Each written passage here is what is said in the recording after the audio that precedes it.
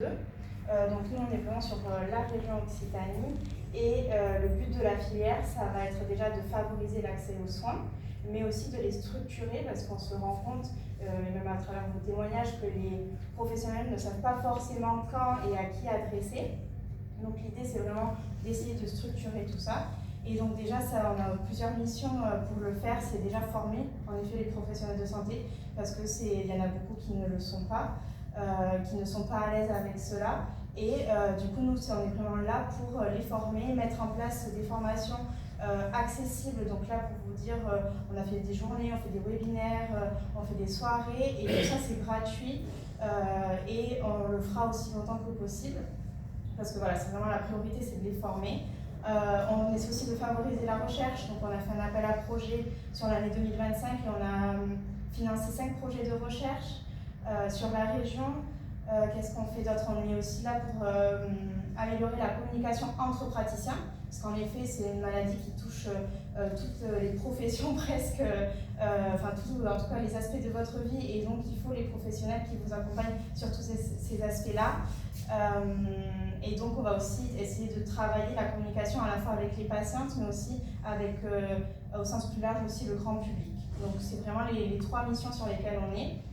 Et donc voilà, nous on est vraiment là pour essayer de mettre tout ça en place. Donc j'espère que ça vous donne un petit peu d'espoir par rapport à tout ça, parce que l'idée c'est qu'en effet vous ne vous retrouviez plus face à des personnes qui n'ont pas la capacité, ne serait-ce que de vous dire je ne sais pas, mais on peut aller voir telle personne, on peut faire comme ça, et on ne sera pas seul, parce que c'est pas le cas. Enfin, on a mis en place ce qui existe déjà, mais pour vous donner une idée des réunions, donc qu'on appelle des RCP, des réunions de consultation pluriprofessionnelle. Donc pour les cas d'endométriose complexe, l'idée c'est que ça soit toutes les professionnels qui peuvent être impactés qui se réunissent autour de la table et qui vont parler pour prendre une décision la plus objective et la plus efficace possible pour la patiente, en fonction aussi de son parcours, de ses envies.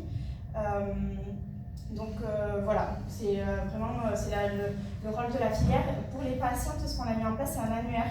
Donc en fait, c'est les adhérents qui peuvent, adhérents, donc professionnels de santé, qui décident d'adhérer et qui souhaitent apparaître dans l'annuaire.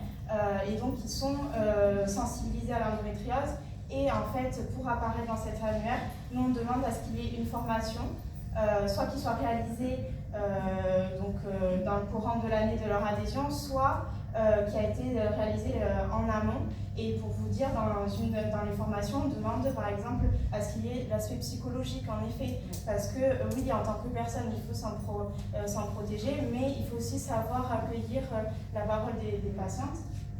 Et donc il y a aussi l'aspect fertilité qui est abordé, parce que c'est évidemment très important en fonction de ce que vous avez envie de faire. Donc voilà, on essaie de faire quelque chose de complet et en fait de vraiment aider les praticiens à savoir quand et à qui adresser, qu'ils sachent contacter les personnes adéquates pour en fait éviter en fait de se retrouver encore aujourd'hui avec les discours qu'on peut entendre qui ne sont pas en effet normaux. Et en tout cas le rôle de la filière, c'est vraiment d'essayer d'améliorer ça. Et donc voilà, j'espère déjà que ça vous apporte un petit espoir là-dessus. C'est que peut-être que malheureusement vous l'avez vécu, mais les personnes après vous moins, ou voire pas du tout un jour. Donc, sinon aussi en deuxième recours, donc on vous adresse dans une structure qui va être un peu plus spécialisée justement pour tout ce qui est chirurgie, pour vraiment avoir un avis on va dire un peu plus expert si vous n'êtes pas sûr. De toute façon, il ne faut pas que vous fassiez quelque chose dont vous n'êtes pas confiant.